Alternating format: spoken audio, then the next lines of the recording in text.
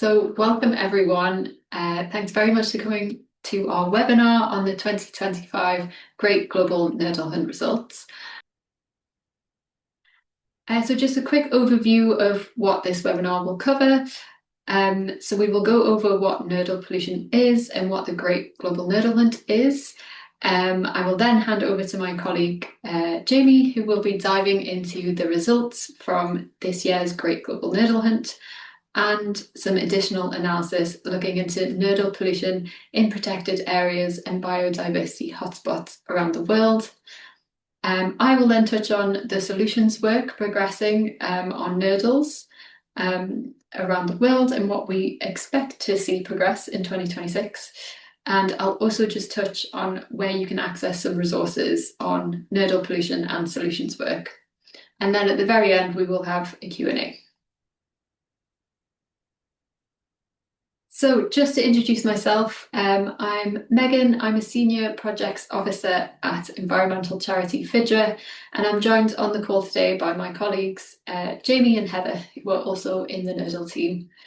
So Fidra is an environmental charity based in Scotland in the UK, working to reduce plastic waste and chemical pollution in our seas and our beaches and the wider environment. So just a very quick recap for those who might be new to nurdles. What is nurdle pollution? So nurdles are small plastic pellets about the size of a lentil, and they are the feedstocks used to make almost all of our plastic products, from phone cases to washing machine parts. So nearly all plastic starts its life as a nurdle. So when petrochemical companies first make plastic from fossil fuels, they are first made into these nurdles. So they are what we call a primary microplastic, as they are intentionally manufactured to be less than 5 millimeters in diameter for commercial use. And nurdles can come in a range of different colors, just like the plastic products we know that they are made from. So, how do nurdles enter the environment? So nurdles are being spilled into the environment around the world due to mismanagement throughout the plastic pellet supply chain.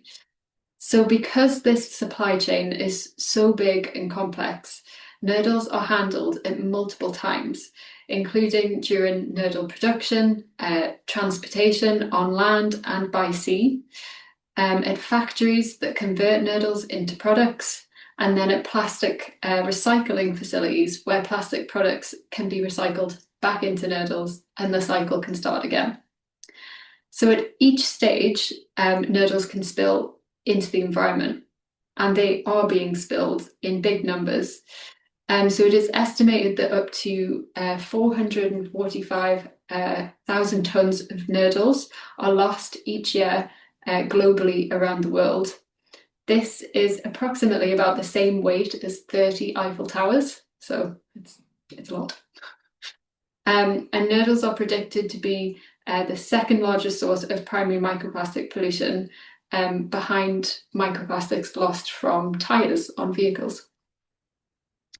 So once in the environment, nurdles are highly mobile and very difficult to remove.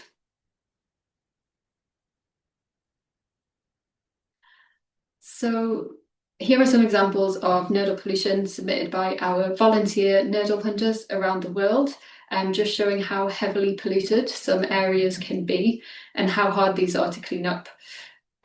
So those of you in the UK might recognise this bridge.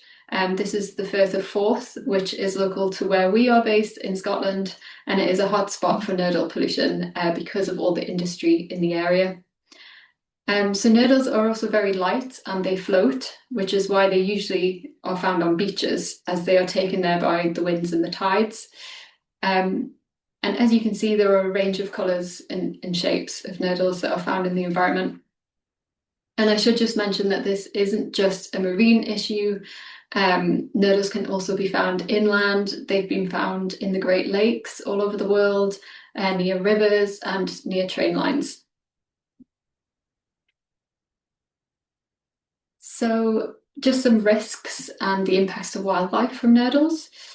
So over 700 marine species have been found to ingest plastics, and specifically nurdles have been identified in the stomachs of puffins, turtles, fish, and many more. So nurdles can easily be mistaken by wildlife for food, as they closely resemble fish eggs. And additionally, because of the algae that can also grow on their surface, nurdles can also smell a lot like food to many animals. So once ingested, nurdles can lead to impacts including starvation and organ damage. And fish stocks as well can be greatly impacted and harm local communities, as has been seen following major spill events. So some further impacts of nodal pollution. Over time, nodals can fragment in the environment, releasing smaller plastics and even nanoplastics into the environment, which can then enter animals and then subsequently food chains. Nodals are also made of many harmful chemicals like plasticizers. These can also leach out into the environment over time. And additionally, harmful chemicals that are already in the environment, such as banned chemicals like persistent organic pollutants, can also adsorb to a nodal's surface. And some studies have found that nodals are really, really good at doing this. For example, some banned chemicals like PCBs have been found to accumulate on nodals in concentrations up to 1,000,000 times higher than the surrounding seawater. Harmful bacteria and pathogens like E. coli can also accumulate on nodals, resulting in a very toxic cocktail of substances found on a nodal surface. So nodals can also have huge impacts when they are spilled in great volumes all at once into the environment, and this can happen when they are transported at sea. And increasingly, we are seeing more and more maritime disasters involving nurdles. So in May 2025, this year, a nurdle spill had devastating impacts on fish stocks and fishing communities on the west coast of India. This spill was caused by a container ship sinking off the west coast of India, and then soon millions of pellets were covering beaches all along India's Kerala coastline. And then the nurdles have spread far and wide from that source to other states and protected areas all around India. Large amounts of nurdles soon arrived in Sri Lanka, which has already suffered the worst recorded nurdle disaster in history in 2021, following another container ship sinking, the Express Pearl. And it is thought that some fishing villages near the incident were significantly impacted following this nurdle spill. 95% of families reliant on fishing reported a significant reduction in income. And unfortunately, this wasn't the only nurdle spill to happen in 2025. In March, a collision between two ships off the east coast of England resulted in, again, millions of nurdles spilling into the environment, into the North Sea. The following days, nurdles began to wash up all along England's east coast near Norfolk, particularly in the internationally important conservation area known as the Wash, which is very important and home to a wide range of wetland and bird species. So some of these nurdles were in big burnt clumps from the fires that happened after the collision. So the picture in the middle there just shows a slab of burnt nurdles, which was actually as big as a car roof. It was very, very big. And over the course of the cleanup that's followed, over 10,000 kilograms of plastic was removed from the beaches, though more are continuing to still wash up on the beaches today. So those two spills just give you a taste of how devastating nurdle pollution can be, and that nowhere is safe from nurdle pollution. In this infographic, the countries highlighted in red are countries that don't produce nurdles, but because of major shipping routes, also shown by the red arrows, they are still vulnerable due to the sheer scale of imports and exports of plastic pellets and their mismanagement. So with plastic production on the rise, there is an increased risk that the movement of these pellets along these major transport routes could have a huge impact on countries.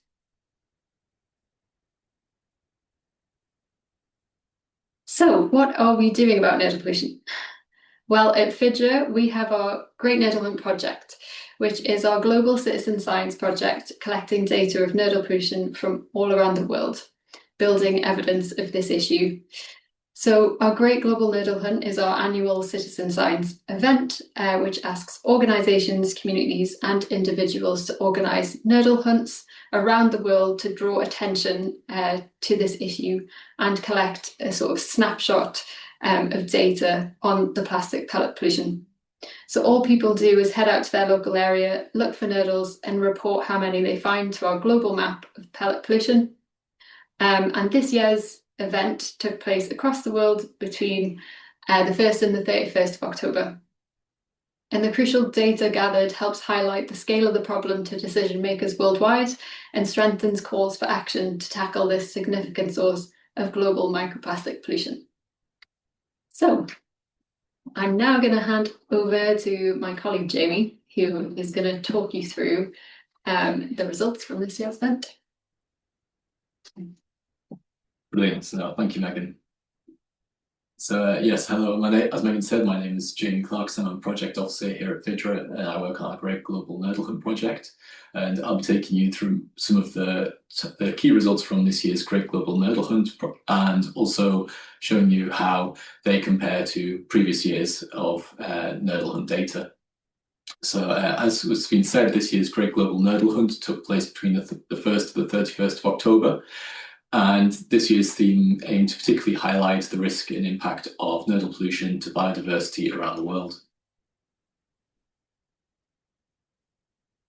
So to start off with some of the results from this October. So during October, we saw over 1,500 volunteers take part in nodal hunts, and there was 297 nodal hunts taking place across 25 countries.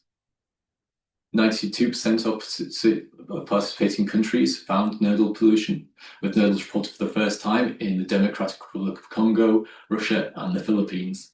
And you can see some of the nodal hunters and some of their finds on the right-hand side there.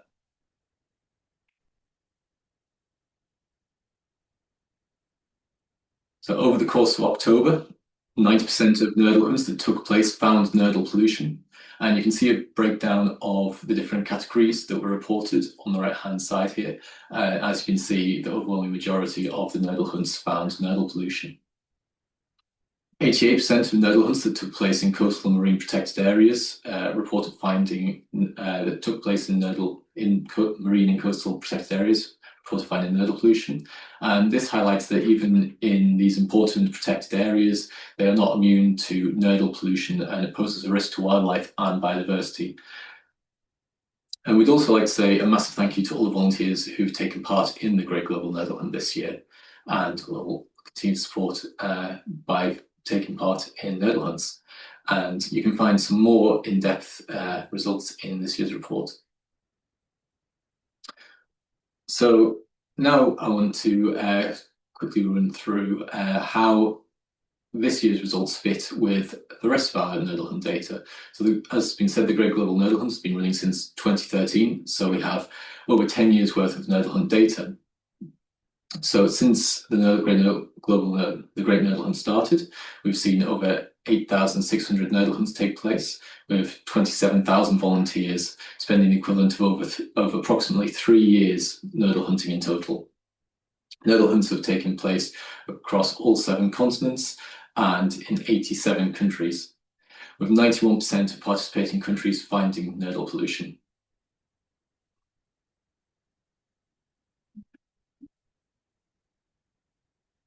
Nodal pollution has been identified in protected areas around the world.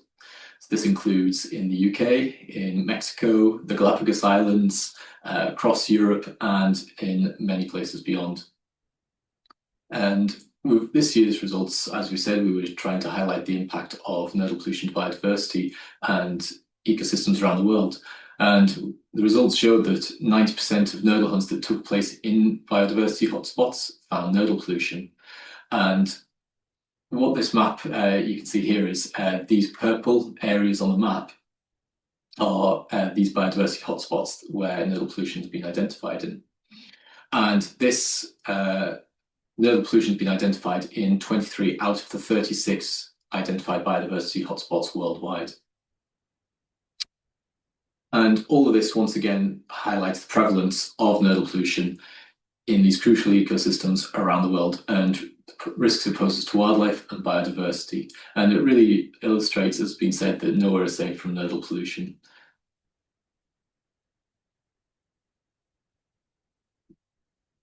So, as a bit of a little case study, we will go briefly zoom in on the UK here.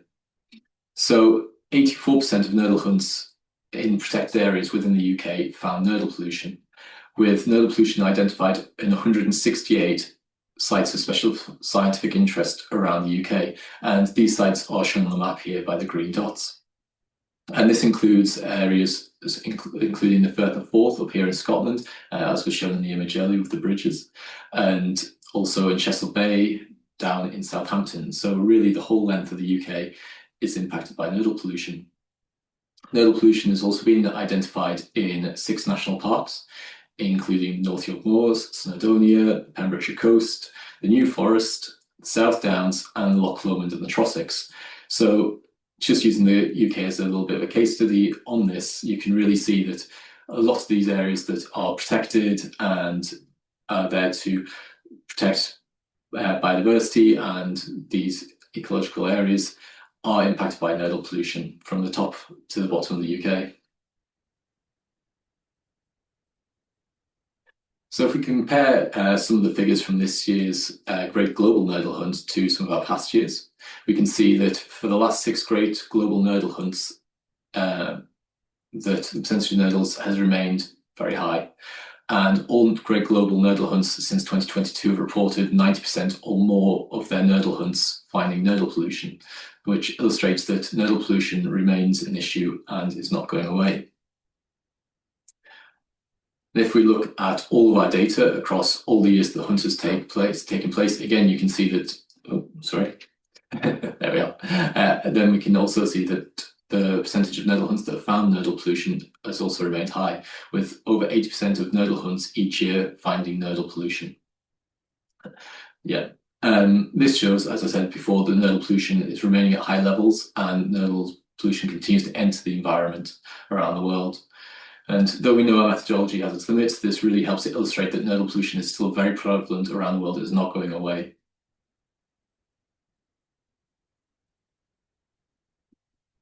And as I said before, we encourage you to check out our latest report that has been released today that has all the results for this year's Great Global Nurdle Hunt, as well as highlighting some of the biodiversity hotspots and the spills that have taken place in the last year and been impacted by nodal pollution. And again, we'd like to thank all the volunteers and organisations who have taken part in the Great Global Nurdle Hunt in previous years and also this year and continue to take part. And every nurdle hunt makes an impact and helps for the call for change. Thank you, Jamie. Yes, so quickly, just before we go on to the Q&A session, I'll just take you through solutions and resources work. So there are a range of solutions being explored and implemented around the world to prevent plastic pellet pollution, ranging from things like limits on production, legislation requiring plastic pellet containment, classifying pellets as hazardous when they are transported at sea to ensure they are packaged and stored safely on ships, and many, many more.